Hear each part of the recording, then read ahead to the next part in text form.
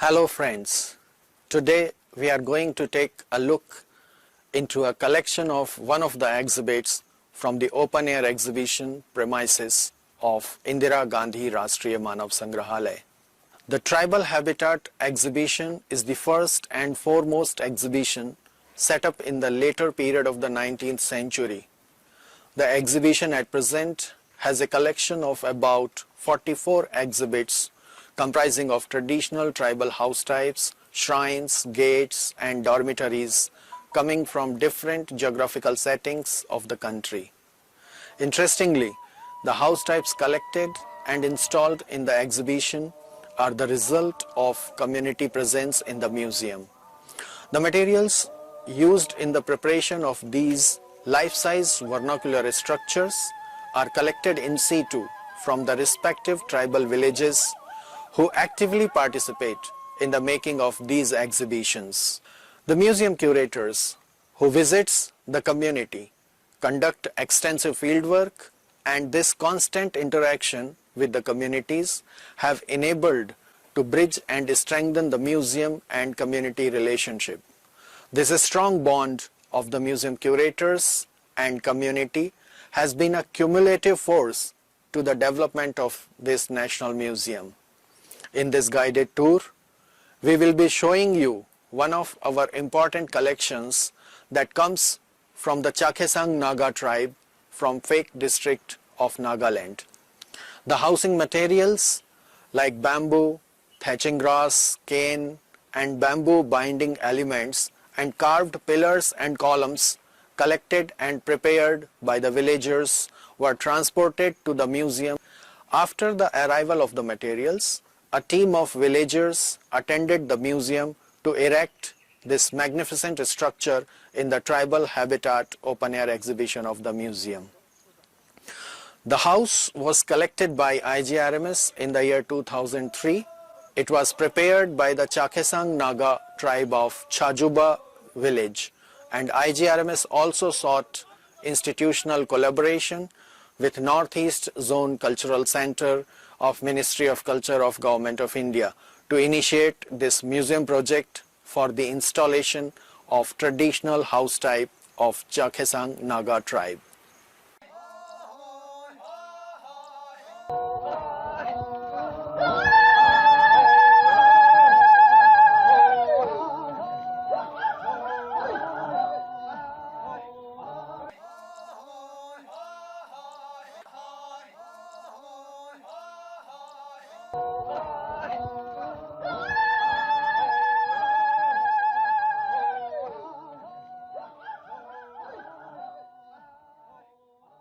The tribe Chakhesang Naga is a generic term formed by the combination of three Naga subgroups, namely Chakhru, Kheza and Sangtam, who share common cultural affinities in a compact territory. Previously identified as the Eastern Angami Naga, they detached from their earlier representation and preferred to grouped and identified as the Chakhesang Naga.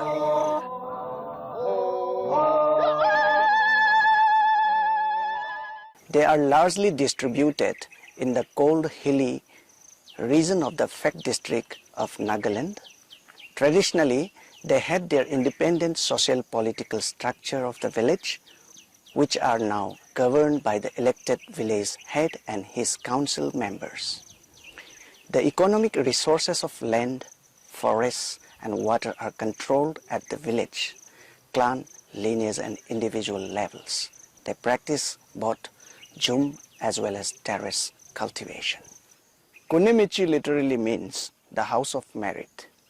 It differs from other common houses with special connotations designated to the man who sacrificed his wealth for organizing village feast for several times.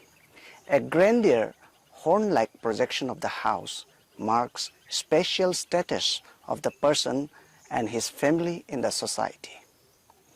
The villagers make this house in the museum to make the best representation of their community.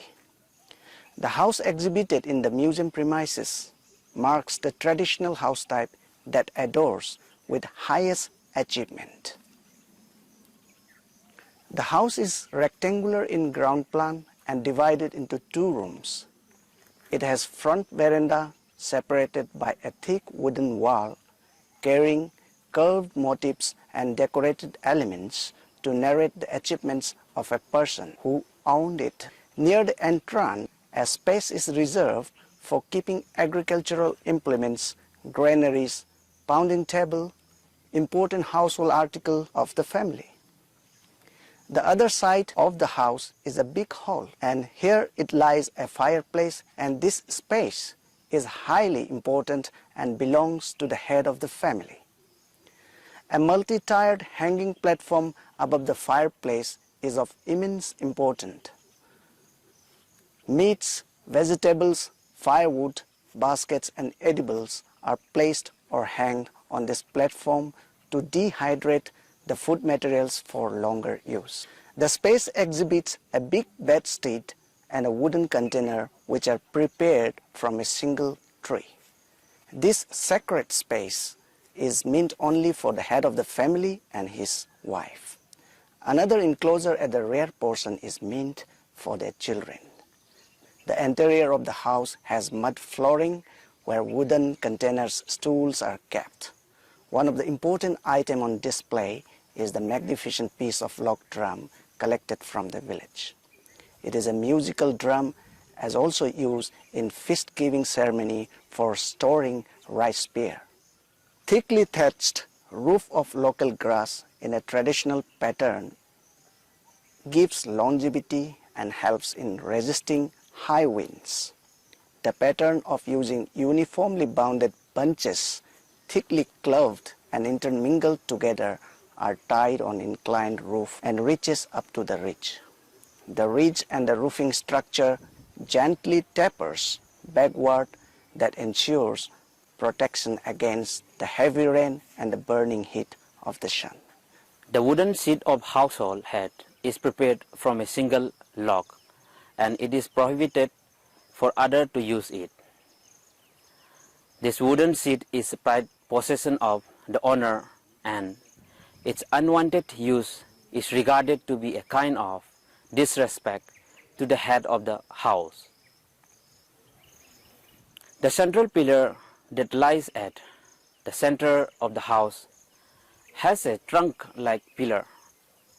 It bears a cross wooden beam decorated with intricately carved geometrical motifs. The space is regarded to be sacred and very important to the house owner. It is said that the decorated horizontal plank is meant for decorating the insignias, especially the human heads achieved by the owners at this time of warfare or the feuds. According to the tribe, a normal family who have not given any feast is not entitled to carve the wall and decorate with gable and an adornment of a house. The front wall is called Thilpa, and this facade of the house contains significant motifs which again talks about his ability to give the feast to the villagers. This motif used in the carvings have elaborate meanings. Most significantly, the skull of the Mithun is used as an important motif of the carving that denotes the number of sacrifices made to perform rituals and ceremonies during the construction of the house. Only the person who has given feast for several times gets such an entitlement to decorate his house with Ceka. At this stage, he becomes qualified to wear a special type of shawl and ornaments. Depiction of a series of female chests as a motif on the upper segment of the front wall signifies their concept of fertility. It also has a dual meaning and represents the enormity of the food grains possessed by the owner. It is carved with a belief that the house will protect the villagers from untold incidents of the famine and natural disaster. As a newly born baby gets his or her first food from a mother's milk, likewise, this house will protect his people from famine and disaster. Skulls of wild beasts and animals hunted by the person during the time of construction or the collective activities of hunting game are also decorated above the main doors. The motif of human head and the skull of hornbill represents the symbols of courage and victory over rage. It is also associated with the concept of fertility.